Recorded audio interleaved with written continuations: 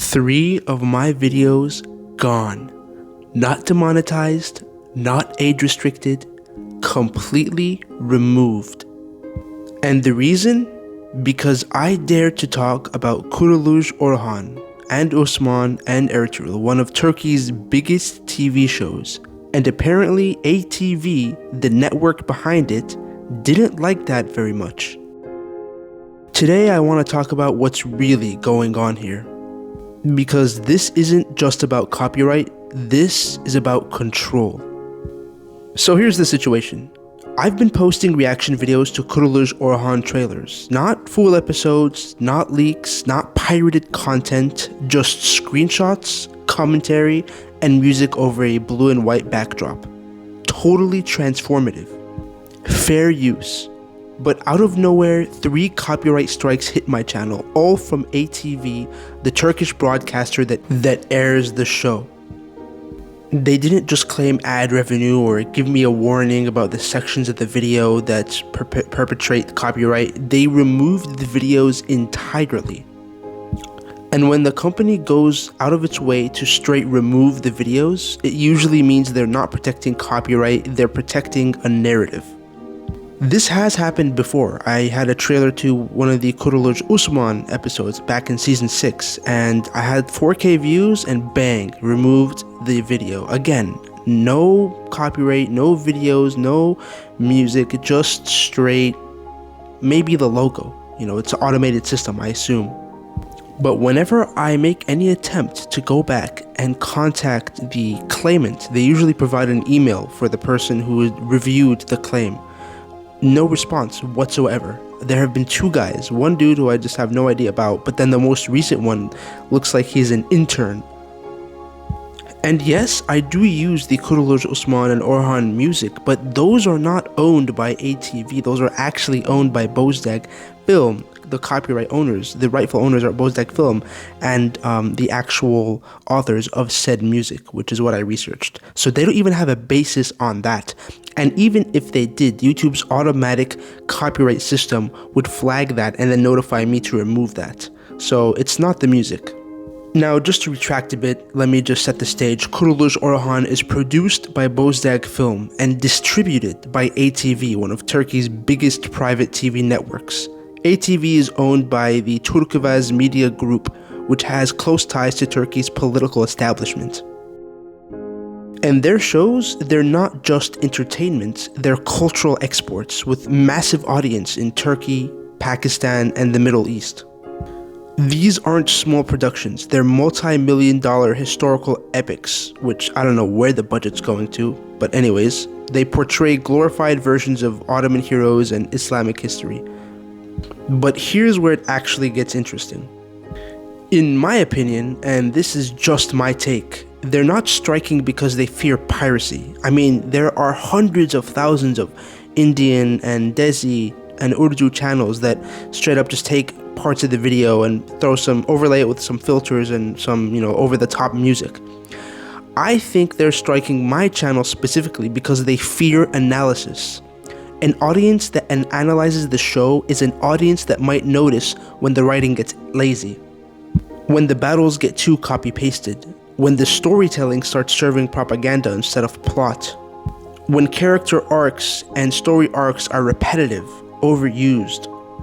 See, the core audience that these productions cater to are often the most loyal. Fans in Turkey, Pakistan, and parts of the Middle East, and these regions where, frankly, media literacy isn't as widely encouraged. People watch these shows as national pride, not fiction. Not only that, but most of the audience is, for lack of a better term, brain dead. They will consume anything and everything, which makes it easy for companies like Bozdag Film and ATV to distribute lazy and poor product. That's why they can get away with throwing away characters and never seeing them again, repeating storylines and decisions, throwing away like sets and pretending like we won't notice, because most of those people won't. So when someone, especially an outsider, breaks that illusion, it's a threat. Not to the show's brand, but to control over its narrative. They don't want critical discussion. They want worship. And reaction channels like mine, we're not supposed to exist in that system. We're unpredictable. We might praise them one week and call them out the next. And that's dangerous for a network that thrives on unquestioned fandom. Compare this to Hollywood or even K-dramas. When fans react to Marvel trailers, Disney does not nuke their channels, they encourage it, because that's free promotion. Even Korean networks have learned that reaction videos drive engagement globally. But in the Turkish drama world, it's different. They're still running on a 20th century media mindset where control is more valuable than connection. It's not about exposure, it's about authority. And copyright strikes become a way to silence critique, not protect art. And this is their ultimate weapon, because being that $1 million company that can afford to go for like a lawsuit, a prolonged lawsuit, and pretty much besiege a channel until its food stores are out, they can just, play the long game and just write me out. They only have to hit 3 copyright strikes, which, by the way, they hit 2 copyright strikes in 2 days. That's insane. So yeah, YouTube's copyright system is definitely not in favor of the poor creator. It's in favor of the large corporations. But anyways, let's get into what this really means. What does this really mean for content creators like us? It means we need to be smarter, use commentary, minimal footage, and use fair use disclaimers. But it also means we can't stay silent. Because if you only let corporate networks define what's fair, then you'll never get fair treatment. I'm not mad that they claimed my content. I'm frustrated that they think talking about their show is the same as stealing it, which they know it's not. We're not pirates. We're not part of a global we're part of a global conversation about storytelling. And if Turkish networks want their shows to be seen worldwide, they have to stop treating analysis like they're an attack, because the moment you silence critics is the moment you're scared of what they're trying to say. I and a Western audience, right? There's a lot of immigrants from the aforementioned countries, Turkey, Pakistan, the Middle East, watch this show in the West. And obviously, being from the West, we have a higher standard, right? A higher standard for storytelling. And so we do enjoy the show. There's a reason why Ertuğrul and Osman and, to an extent, maybe Orhan are the only shows that I think us in the West can actually stand to consume, because they're the only shows that kind of do better in the sense of filmmaking and storytelling and all the facets of media production. But obviously, as we all have seen, Osman got super lazy and the quality really dwindled, and so we have a lot of critiques for that. And now when Osman really tarnished the legacy of Bozdag Films, we want to see if Orhan is going to be their clapback, if Orhan's going to be their comeback. Bozdag Films hinges on this show being successful, damage cleanup from what Osman did, and trying to live back up to the legacy that was left by Ertuğrul. And side note, they're now releasing a film or a series called 1000 Nights, which is like, I don't understand why you guys would be working on a side project when their whole house of cards is tumbling down, and Orhan is the only piece of glue that you have left to stick it back together. But anyways, it's just nonsense.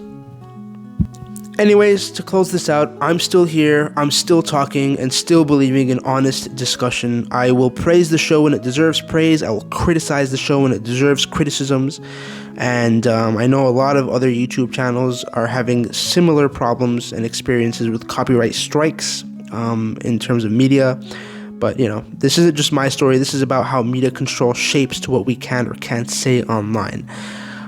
I really appreciate you all for all the support and all the comments and all the fun y'all have provided the past 1 or 2 years.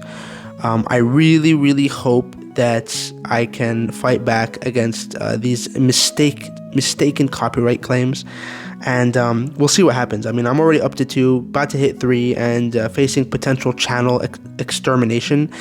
If the channel gets terminated, I'll just make another channel, and same title, same everything, and I'll just be a little more careful about what I allow them to target me with. I think the only 2 things that might be fair that they are using against me is, number 1, I think what automatically gets flagged is the logo of the channel in those trailers.